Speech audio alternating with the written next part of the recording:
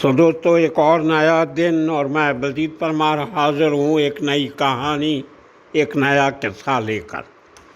बहुत दिनों से हमने कोई एपिसोड नहीं बनाया था क्योंकि मुंबई के या आसपास के अंडरवर्ल्ड में कुछ बड़ी बात हो नहीं रही थी। एक तरह से अंडरवर्ल्ड डेड पड़ा है और जो छोटे मोटे कारनामे होते हैं उनकी खबरें आप पढ़ लेते हो अखबारों में, तो उनमें कुछ करने वाली बात नहीं थी। पिछले कुछ हफ्तों से आपसे बहुत सारे चाहने वालों के मैसेज आए, फ़ोन कॉल भी आई कि आप कभी कभार कुछ ना कुछ बना दीजिए करिए। दोस्तों, मुझे मालूम है आप सब लोग ज़्यादा से ज़्यादा सुनना चाहते हैं दाऊद इब्राहिम के बारे में, लेकिन जिस किस्म की बातें आजकल सोशल मीडिया पे चल रही हैं, यूट्यूबर जो बता रहे हैं वो बातें मुझे करनी नहीं आती। मुझे हैरानगी हुई जब लोगों के मैंने प्रोग्राम देखे जो अपने आप को पुराने हंडे हुए सीनियर क्राइम रिपोर्टर समझते हैं। कोई कहता है कि दाऊद सरदार पाव भाजी तार देव पे पाव भाजी खाया करता था। कोई कहता है वो जो महालक्ष्मी मंदिर के पास जो एक जूस सेंटर है वहाँ पे अनार का जूस पिया करता था। कोई कहता है उसको भेलपूरी चौपाटी की बहुत अच्छी लगती थी। भला फलाटान क्या खाता था, क्या पीता था, ये बातें हमसे नहीं होती। जो लोग ऐसी बातें कर रहे हैं उनको मुबारक हो, उनको अपना रोटी पानी चलाना होता है। मेरी सहमति उनके साथ है। कोई कहता है दाऊद को गैंग्रीन हो गया, कोई कहता है वो पागल हो गया, कोई कहता है वो मौलवी बन गया। ये बातें मुझे तो अच्छी नहीं लगती। जो कर रहे हैं उनको मुबारक, करते रहे, वेलकम। तो दोस्तों, आज आपको उस वाइट हाउस की कहानी सुनाएंगे जिसको लेके आज तक चर्चा का विषय बना हुआ है। लंदन से मेरे एक मित्र ने मुझे 3-4 देश की बड़ी चैनल्स के वो जो स्क्रीन शॉट होते हैं वो भेजे, जिसमें इन्होंने कहा कि लंदन में दाऊद इब्राहिम का घर ढूंढ लिया गया है, वाइट हाउस ढूंढ लिया गया है। चिल्ला चिल्ला के बातें कर रहे हैं। अब वो घर होगा नीलाम, भारत सरकार ने डोजियर बना लिया है। ये बातें 2014 की हैं जब नरेंद्र मोदी इलेक्शन जीत के प्रधानमंत्री बने थे। तो गोदी मीडिया को एक मौका मिल गया दाऊद का भूत दोबारा से जिंदा करने का। 93 के ब्लास्ट हुए, गए, ट्रायल पूरे हो गई, लोगों को सज़ा मिल गई। बहुत से लोग अभी भी भगौड़े हैं, पता नहीं कब आएंगे। उसके बाद जो और भगौड़े हुए वो भी आज तक नहीं आए, पता नहीं कब आएंगे। लेकिन कुछ चैनल्स ने सैटेलाइट इमेजरी दिखा के, एरो बना के दिखाया कि लंदन के इस इलाके में दाऊद रहता है। कुछ चैनल वालों ने कहा कि जो दाऊद का एड्रेस है वो 3 जॉन वुड स्ट्रीट है, जॉन वुड रोड है। कुछ चैनल ने कहा कि उसका घर तो 6 जॉन वुड रोड है।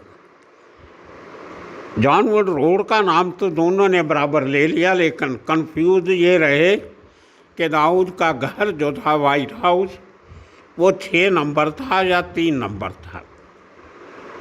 एक बड़ी चैनल का स्क्रीन शॉट मैं आपको दिखाता हूँ, आप वो देख लीजिए उन्होंने क्या कहा। सो दोस्तों, देखा आपने, ये जब मैं बात कर रहा हूँ साथ में स्क्रीन पे आपको एक टेलीविज़न चैनल का एक स्क्रीन शॉट देख रहे हो जहाँ पे पीछे लाल कलर की बिल्डिंग दिखाई गई है जिसको दाऊद का घर कहा गया है। और उसका भले एड्रेस जो है वो 6 जॉन रोड कहा गया है, लेकिन जो बिल्डिंग दिखाई गई है वो उसका नंबर 3 है। ये बड़ा असमंजस की बात है कि एक सड़क जो है उसका नाम भी बराबर नहीं ले रहे लोग। असल में ये जो लाल कलर की बिल्डिंग दिखा रहे हैं, हम भी आपको साथ साथ दिखा रहे हैं, इसका एड्रेस जो है वो 3 सेंट जॉन्स वुड रोड है, और वो जो एरिया है उसका नाम सेंट जॉन वुड एरिया है, लंदन NW 8BRE, ये वहाँ का एरिया। होता क्या है कि इंग्लैंड में जो घर होते हैं एक सड़क के दोनों तरफ रोड के, वो ऑड इवन से होते हैं। रोड की एक तरफ 2, 4, 6, 8, 10 इसके नंबर होते हैं, और सामने वाली साइड में 1, 3, 5, 7, 9 होते हैं। तो ऑड इवन का वहाँ पे चक्कर है। 3 नंबर की जो ये बिल्डिंग दिखा रहे थे टेलीविज़न वाले 2014-15 में, रोड वही है, लेकिन वो रोड की दूसरी तरफ है 3 नंबर, और सामने 6 नंबर जो है वो जो असल में दाऊद का घर था वो और है, ये नहीं। वो भी आपको दिखाएंगे क्या है उस घर की खासियत, और दूसरे घरों से वो डिफरेंट क्यों था वो भी आपको दिखाएंगे। अब ये बात उठी क्यों? 2014 में बीजेपी की सरकार बनती है, एक तरफ से फिर नए सिरे से दाऊद को घेरने की तैयारियां होती हैं, तो चैनल वाले सबसे पहले जासूस बन गए कि ये लंदन में दाऊद का घर है, और इसको अब मोदी सरकार ब्रिटेन सरकार को बोलेगी, UK की सरकार को, क्योंकि 1 महीने के बाद मोदी जी ने अपने विदेशी दौरे पे इंग्लैंड जाना था, लंदन जाना था। तो उनका कहना ये था कि मोदी जी ब्रिटेन के प्राइम मिनिस्टर से बात करके दाऊद की उस प्रॉपर्टी को सील करवा देगी, उसको सील कर लिया जाएगा, बाद में उसकी नीलामी कर दी जाएगी। अब दोस्तों आपको दोनों ये जो घर हैं 3 नंबर सेंट जॉन्स वुड और 6 सेंट जॉन्स वुड, इन दोनों का छोटा सा इतिहास बता देते हैं, आप सुन के हैरान हो जाओगे। ये तस्वीरें आपने देख ली, वो वाइट हाउस की तस्वीर भी आपको दिखा देते हैं, उस बिल्डिंग की जो लाइन है। तो दोस्तों आज आपको बताते हैं, ये हमने बहुत लंबी इन्वेस्टिगेशन की, अपने लंदन के सोर्सेज से बातचीत की, और जो इन्फॉर्मेशन निकल के सामने आई वो आपके साथ शेयर करते हैं। ये दोनों बिल्डिंग जिनका नाम दोनों जो घर हैं 6 नंबर और 3 नंबर, इनको लेके जो बैकग्राउंड दी गई वो सारी की सारी गलत थी। पहले आपको वो जो लाल बिल्डिंग है जिसमें 3 नंबर जो हिस्सा है उसका फ्लैट है, ग्राउंड प्लस 5 सेकंड फ्लोर इस किस्म के, लेकिन वो नीचे से लेकर ऊपर तक एक ही फ्लैट घर होता है, किसी में 3 बेडरूम, किसी में 4, किसी में 5 बेडरूम, सब बताएंगे आप। अब जो 3 नंबर घर है जो इन चैनल वालों ने कह दिया कि दाऊद इब्राहिम का घर है और इसको सील कर दिया जाए, इसकी नीलामी कर दी जाए। आपको बता दें उस घर का इतिहास क्या है दोस्तों।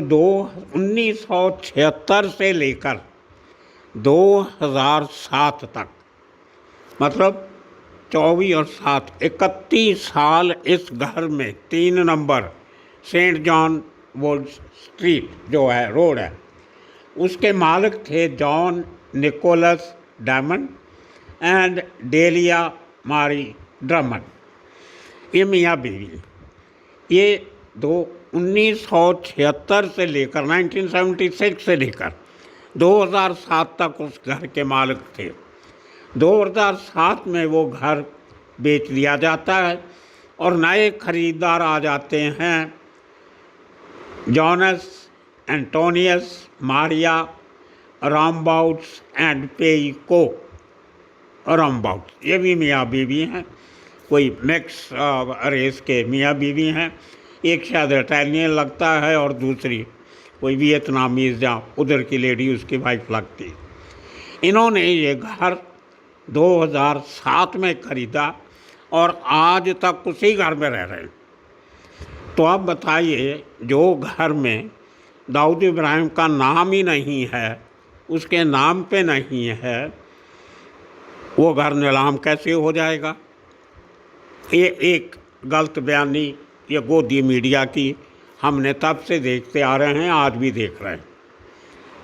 अब आपको दिखाते हैं दूसरा घर जो 6 सेंट जॉन्स वुड रोड है। अब इस घर को देखिए, ये पहले वाले घर के ऑपोजिट है। जैसे मैंने कहा, ये घर की तस्वीर भी आप देख लो, वहाँ पे 6 नंबर लिखा भी हुआ है। ये घर दोस्तों 1995 में इसकी सेल दिखाई गई। पुराने ओनर ने ये 95 में बेचा और नए ओनर ने 95 में ख़रीदा। लेकिन बेचने वाला कौन था, ख़रीदने वाला कौन है, ये डील कोई इंग्लैंड के लंदन के कोई प्रॉपर्टी सीक्रेसी राइट्स होते हैं, उसके नीचे ये बिल्कुल कहीं नहीं दर्शाया गया कि 95 के पहले कौन रहता था, 95 के बाद वो घर किसने खरीदा। जिस तरीके से हमने आपको 3 नंबर घर का बताया, किसने बेचा किसने खरीदा, इस किस्म की लंदन प्रॉपर्टी रिकॉर्ड्स में किसी किस्म की कोई एंट्री नहीं, कॉन्फिडेंशियल क्लॉज में उसको सील किया हुआ। लेकिन एक बात पक्की है कि 95 के पहले उसका ओनर कोई और था और 95 से आज तक उसका ओनर कोई और है। अब ये हो सकता है कि वो घर 95 के पहले दाऊद इब्राहिम के नाम पे हो, लेकिन बलास के बाद जब दाऊद को पता चला कि एजेंसियां सरकारें मेरे पीछे लग सकती हैं, तो उसने 95 में ये घर बेच दिया हो। ये बात मानने में आती है, लेकिन कागज़ों में, रिकॉर्ड्स में कहीं भी इसका कोई जिक्र नहीं मिलता। हम अटकल तो लगा सकते हैं कि हो सकता है ये घर दाऊद का होगा, लेकिन उसका कोई सबूत किसी के पास नहीं है। जो टीवी चैनल वालों ने इतना शोर शराबा डाला, वो भी कोई सबूत नहीं दे सके। खाली एक सैटेलाइट पिक्चर दिखा दिया, एक ने एरो कर दिया 3 नंबर पे, दूसरे ने एरो कर दिया 6 नंबर पे, और कह दिया कि उन्होंने दाऊद की लंदन में प्रॉपर्टी ढूंढ ली। सो अब हम वो लाल घर 3 नंबर वाले की बात नहीं करेंगे कि वो मामला ख़त्म है। अब बात करते हैं जो 6 नंबर वाला घर है, उसकी बात करते हैं। सो दोस्तों, अब हम आपको दिखाते हैं एक सैटेलाइट इमेज। जैसे एक ही इमेज में ये दोनों घर की छतें भी दिखाई देती हैं और वहीं से थोड़ी दूर पे लॉर्ड्स का क्रिकेट स्टेडियम भी दिखाई देता है। अब आज तक कहा यह जाता था कि दाऊद इब्राहिम स्विस कॉटेजेस में रहता है। ये जो 6 नंबर वाला घर और वही जो रोड है Saint James Road, Saint John Road, उसके थोड़ी दूर ही स्विस कॉटेजेस एरिया है और इसके थोड़ी दूर पे ही जावेद मियांदाद का घर भी है। और आप सबको पता है कि दाऊद को क्रिकेट का शौक़ था और जावेद मियांदाद का घर भी है, और उसी एरिया में सचिन तेंदुलकर की भी एक प्रॉपर्टी है। वो सिर्फ इसलिए कि लॉर्ड्स के वहाँ पे मैचेस होते हैं, क्रिकेटर्स आते जाते हैं, मिलना गिलना लगा रहता है, गाड़ी पार्किंग की ज़रूरत नहीं। अब घर से निकल के पैदल भी लॉर्ड स्टेडियम जा सकते हो, क्रिकेट स्टेडियम। तो इसलिए बड़ी सेंट्रल लोकेशन है जहाँ पे घर बहुत महंगे हैं। पहले तो कोई घर सेल पे लगता ही नहीं, अगर लगता भी है तो बहुत तकलीफ़ से लगता है कि महंगे बहुत हैं। अब आपको बता देते हैं, सैटेलाइट इमेज में आप देख सकते हो कि एक तरफ ये 6 नंबर की बिल्डिंग है, उसके अपोजिट 3 नंबर की है, और 3 नंबर के पीछे आप देख सकते हो लॉर्ड स्टेडियम। तो दोस्तों, अब आपको बताएंगे कि ये 6 Saint John's Wood Road London, इसका जो उस 1995 में जब ये घर सेल पे लगा था, तो वहाँ की एक बड़ी एस्टेट एजेंसी जो बहुत महंगी प्रॉपर्टीज़ खरीदते बेचते हैं, स्पेशलाइज्ड एजेंसी है, हम उनका नाम नहीं लेना चाहते, हमारे पास है। उन्होंने जब इस घर को जब 95 में खाली हुआ था, इसको बेचने के लिए जो ऐड डाली थी, जो ऑफ़र की थी, उसमें इस घर के बारे में क्या लिखा था वो आप सुना देते हैं आपको। Approximate gross internal area house, जो घर का एरिया है, जो कंस्ट्रक्टेड हाउस है, उसके आगे पीछे मैदान भी हैं, उसका एरिया है 382.7 स्क्वायर मीटर, यानी कि 4227 स्क्वायर फीट, 4,500 स्क्वायर फीट आप समझिए। Not including reduced height area, ये उनका टेक्निकली उसमें कुछ फ्लोर की छत नीचे होती है, किसी की बड़ी होती है, नीचे छोटा सा बेसमेंट भी होती है सामान रखने के लिए, तो उसके लिए ये था। अब इसकी कीमत सुन के आप हैरान हो जाओगे, हम वो भी आपको पढ़ के सुना देते हैं, वो घर की तस्वीर के साथ। उसमें लिखा हुआ है 6 Saint John's Wood Road, Saint John's Wood, London, asking price. अब ये प्राइस सुन के आप हैरान हो जाओगे। 1995 में, आज से तकरीबन 30 साल पहले, इस घर की कीमत थी $54,95,000 पाउंड, डॉलर नहीं पाउंड, तकरीबन 54,55,000 समझो, 495 है, तो बस 100 रुपये का एक पाउंड है आज के दिन में, 2 ज़ीरो और लगा लो तो समझो 55 करोड़ का उस समय ये घर था 1995 में, जो सेल पे लगा था। और नीचे साथ लिखा हुआ है फ्री होल्ड, इसके ऊपर कोई कर्जा नहीं है, कोई इसकी मलकियत के लिए कोई शक नहीं है, कोई कंट्रोवर्सी नहीं है, एकदम साफ सुथरा बढ़िया घर है, ये इसकी कीमत है। और इस घर के अंदर और जो उसकी जो तारीफ की थी उन्होंने, ये एक ग्रेड 2 लिस्ट जो होती है उनकी, ग्रेड 1, ग्रेड 2, ग्रेड 1 जो होता है वो बहुत महंगे हेरिटेज वैल्यू के घर होते हैं, ये ग्रेड 2 लिस्टेड है। इसमें टेरेस है और गराज है और पीछे छोटा सा लॉन है, गार्डन, और इसमें 5 बेडरूम हैं। एक तो ग्राउंड फ्लोर पे गेस्ट बेडरूम है, एक ड्राइंग रूम है, एक सिटिंग रूम है और किचन है, और छोटा सा एक स्टोर कम बाथरूम, नीचे वॉशरूम है। उसके ऊपर वाले फ्लोर पे जो है उसमें 3 बेडरूम हैं, एक मास्टर बेडरूम, एक ड्राइंग रूम ऊपर भी, और ये करके, और 4 बेडरूम ऊपर हैं, एक छोटी किचन भी ऊपर है, और नीचे जो सेलर है उसमें जिम्नेजियम है, जिम बनाया हुआ था, और बहुत well decorate, well maintained house है। उसके अंदर की तस्वीरें भी आपको दिखा देते हैं, आप देख सकते हो। और आखिर में दोस्तों आपको बता दें कि जो 6 नंबर का जो घर है उसके आगे 8 नंबर है, फिर 10 है, 12 है, आगे 14 भी है, 5-6 घर हैं उस रो में। उनमें सबके जो कांच हैं, ग्लासेस हैं, वो सब के सब सिंपल ग्लासेस हैं, सी थ्रू हैं, बाहर से अंदर देखा जा सकता है, पर्दे लगे हुए हैं।